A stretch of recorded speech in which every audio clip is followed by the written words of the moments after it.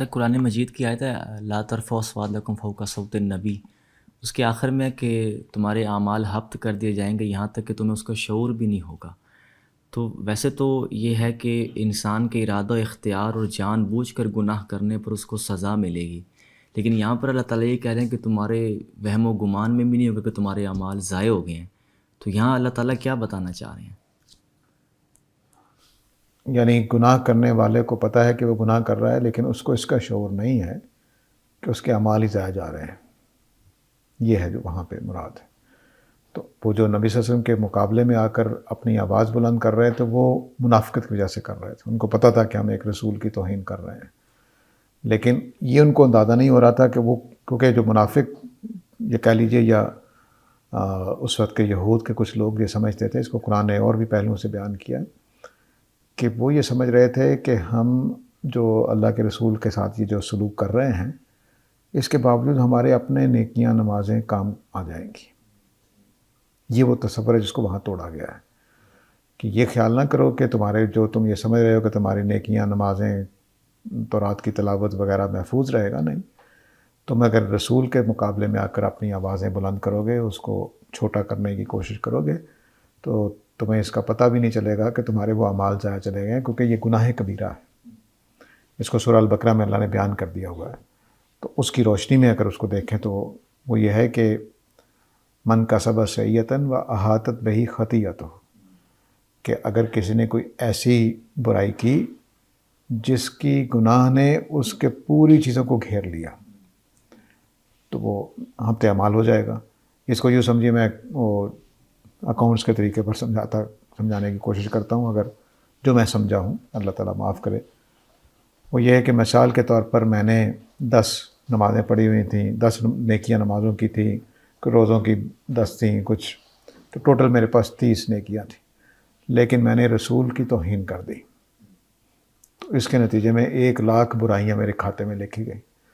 تو وہ جو 30-35 میں نے نیکیاں کر رکھی تھی ان کو کھا گئے، احاطہ ہو گیا اس کا۔ تو اس طرح سے یہ جو رسول کی توہین ہے، رسول کا انکار ہے، شرک ہے، یہ اور کبیرہ گناہ جتنے بھی ہیں، وہ سارے کے سارے اس طرح کی برائیاں کہ میری پوری زندگی کا احاطہ کر لیتی ہیں۔ میں نے جتنی کمائی کی ہوئی تھی وہ ساری کو کھا گئی ہوں۔ تو اب یعنی کہ اس آیت کو ہم اس دور کے لوگوں تک جو کہ توہین رسالت کے قانون میں یہاں یہ بھی ڈرایا جاتا ہے نا کہ تو گستاخ رسول کو پتہ بھی نہیں چلے گا کہ اس کے ساتھ کیا ہو گیا، تو آج بھی پھر یہ استدلال تو ٹھیک نہیں ہوگا نا آج کے دور میں۔ ایک یہ ہے کہ اللہ تعالیٰ کے ہاں اس کے ساتھ کیا ہوگا وہ تو ٹھیک ہے، اس کے لیے کر سکتے ہیں، لیکن اس کو پتہ بھی نہیں چلے گا اور میں چپکے سے جا کے مارا ہوں، یہ مطلب نہیں اس کا۔ اور اس کو اگر ہم رسول اللہ کی قبر پر بھی جاتے ہیں تو کیا یہ آیت وہاں بھی صادق آتی ہے کہ وہاں بھی آواز نیچی ہونی چاہیے؟ نہیں، اب نبی صلی اللہ علیہ وسلم ہمارے سامنے اس طرح سے موجود نہیں ہے کہ آواز اونچی کرنے کا مطلب ہے کہ نبی کریم صلی اللہ علیہ وسلم مجھ سے بات کر رہے ہیں، مجھے سمجھا رہے ہیں اور میں اور اونچی کر کے اپنی بات کر رہا ہوں، یہ ہے وہ مکالمہ تو اب نبی صلی اللہ علیہ وسلم سے ہمارا نہیں ہو رہا، لیکن ظاہر ہے کہ ہم نبی کریم صلی اللہ علیہ وسلم کے روضہ مبارک پہ جائیں گے تو ادب آداب سے جائیں گے، میرے رسول کے مدفن ہے وہ، تو یہ کیسے ہو سکتا ہے کہ میں وہاں ادب آداب سے نہ جاؤں، بس وہاں کچھ مشرکانہ حرکتیں نہ کروں یا اس طرح کی چیزیں جو نازیبا ہوں وہ نہیں کرنی چاہیے، لیکن جاؤں گا تو ادب احترام کے ساتھ ہی۔ میرے رسول کی جس کا میں کلمہ پڑھتا ہوں، جس کے ہاتھوں سے قرآن لے کر میں نے مانا ہے، ان کا احترام نہیں کروں گا تو پھر کس کا کروں گا؟ تو وہ ایک الگ ہے، وہ یہ نہیں کہ میرا مکالمہ ہو رہا ہے یا میں ان کو، ایسا نہیں ہے، لیکن وہ میرا اپنا ایک جذبہ ہے۔ تو اور ہر قوم کے یہ بھی سمجھنا چاہیے کہ ادب آداب کے طریقے مختلف ہو سکتے ہیں۔ ہم ہندو پاک کے لوگوں کا احترام اور طرح کا ہے، تو ہم ہو سکتا ہے کہ وہاں ہاتھ باندھ کے کھڑے ہوں اور ایک آدمی وہاں اکڑ کے کھڑا ہو، اس کے خیال میں یہ بے احترامی ہے ہی نہیں، تو وہ ایک اس کو بھی اللہ تعالیٰ خیال کریں گے۔ تو میں اپنے ادب آداب کو انگریزوں کو نہیں دے سکتا، عربوں کو نہیں دے سکتا، ان کے اپنے ادب آداب ہوں گے، لیکن مجھے لگتا ہے کہ آپ